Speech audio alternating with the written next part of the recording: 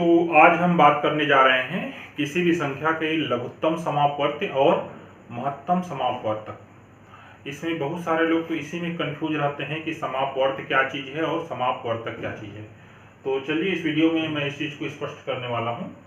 तो देखिए, ये होता है लघुत्तम समापवर्तीय लोएस्ट कॉमन मल्टीप्लायर अर्थात LCM। तो देखिए, मान लीजिए 15, 6, 3 और 2 संख्या है, ठीक है।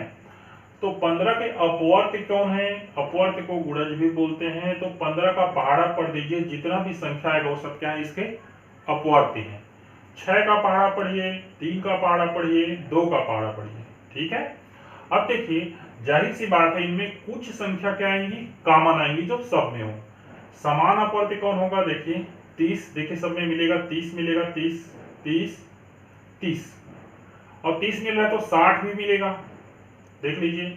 और 60 मिल रहा है तो 90 भी मिलेगा, 120 मिलेगा। मतलब ये सभी क्या है, इन चारों के कहना चाहिए समान अपवर्त्य हैं, 30, 60, 90 और 120। तो इसमें सबसे छोटा कौन है? तो सबसे छोटा कौन है? 30। तो इन सब का लघुत्तम समापवर्त्य LCM कितना हुआ? 30 हुआ। इसको हम भाग विधि से इस तरह से निकालते हैं, देख लीजिए। पहले 2 से स्टार्ट करते हैं, 3 से 5 से भाग देते जाते हैं और तब तक भाग देते हैं जब तक कि हम सब में 1 न पहुंच जाए, ठीक है। इसी तरह से दूसरा देखिए, ये क्या है, महत्तम समापवर्तक अर्थात हाईएस्ट कॉमन फैक्टर। तो देखिए, अब अपवर्तक समझिए, 30 के अपवर्तक कौन है? देखिए, जिस के पहाड़ा में 30 आता है वो क्या होगा, इसके अपवर्तक होगा। जैसे 1, 2, 3, 5, 6, 10, 15 और 30। याद रखिए, 30 से कम 30, तो 30 से बड़े वाला के पहाड़ा में 30 नहीं आएगा, तो 30 ही क्या होगा, मोस्टली मतलब इसका सबसे बड़ा फैक्टर होगा। अगला 20 देखिए, तो 1, 2, 5, इसमें एक चीज छूट गया है, 1, 2 के बाद 4 आना चाहिए, क्योंकि 4, 5, 6, 20 होता है। 5, 10, 20, 10 का देखिए 1, 2, 5 और 10। यहां से देखिए समान अपवर्तक कौन कौन है, 1 है, 2 है, 5 है और 10 है। महत्तम समापवर्तक क्या है? तो फिर सबसे बड़ा इसमें जो होगा वो क्या होगा, महत्तम समापवर्तक। ये यहां तक स्पष्ट हुआ। अब इसको निकालते कैसे हैं? देखिए, भाग विधि से निकालते हैं, परंतु उस संख्या से भाग देते हैं जिससे तीनों कट जाए।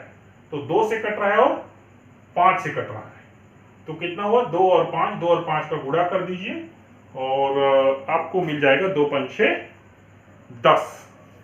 हमारे पास चार्ट नहीं है अभी, हाँ तो चलिए 2 पंचे 10। अब इनमें एक विशेष गुण होता है, कोई भी 2 संख्या लीजिए, उनका म स और ल स, महत्तम समापवर्तक और लघुत्तम समापवर्ती, दोनों का जो गुणनफल है पहली संख्या और दूसरी संख्या के गुणनफल के बराबर होता है। इस प्रॉपर्टी से रिलेटेड जो है सीजी टेट में आपके कई सारे प्रश्न में देख रहा हूं। तो ये तो रहा इनके प्रॉपर्टीज। अब आ जाइए एप्लीकेशन, ये मोस्ट है। आखिर लघुत्तम और महत्तम का उपयोग गणित में कहां पर होता है, ये मस्ट चीज है, इसको जानना सबसे बहुत जरूरी है। तो चलिए हम जानते हैं कि गणित में इसका एप्लीकेशन कहां पर है, अनुप्रयोग कहां पर है, किस टाइप के प्रश्नों में ये यूज होता है। देखिए, आपके पास 2 प्रश्न हैं और दोनों जो है लघुत्तम और महत्तम के अनुप्रयोग हैं। महत्तम के देखिए 4 हाल हैं जिनकी लंबाई क्रमशः 30, 20, 15 और 45 फीट है। 4 हाल हैं जिनकी लंबाई इस प्रकार से है।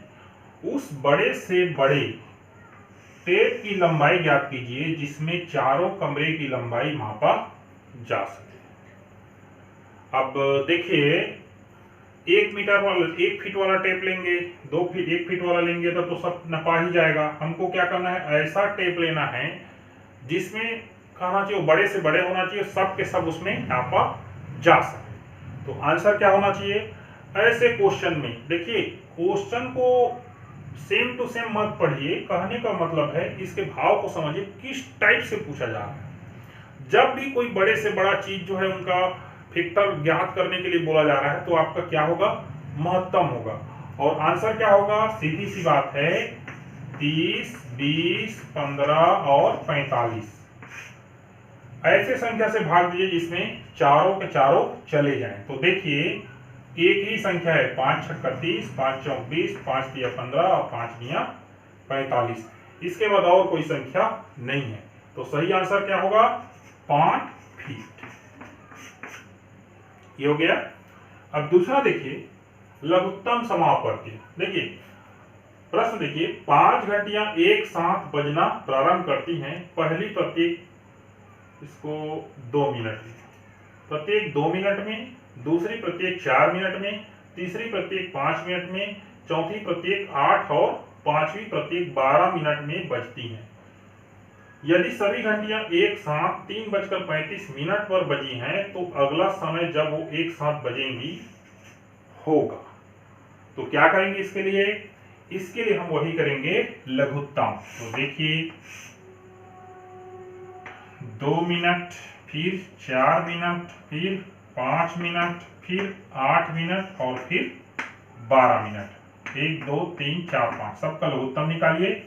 2 एकम 2, 2 दूनी 4, 2 चौक 8, 2 छक्का 12, फिर 2 एकम 2, 2 दूनी 4, 2 तिया 6, 2 एकम 2, सीरीज बार 3 पंचे 15, दूनी 30, दूनी 60, दूनी 120, अर्थात कितना आया? 120 मिनट। मतलब कि हर 120 मिनट के अंतराल में वे घंटियां एक साथ बजेंगी।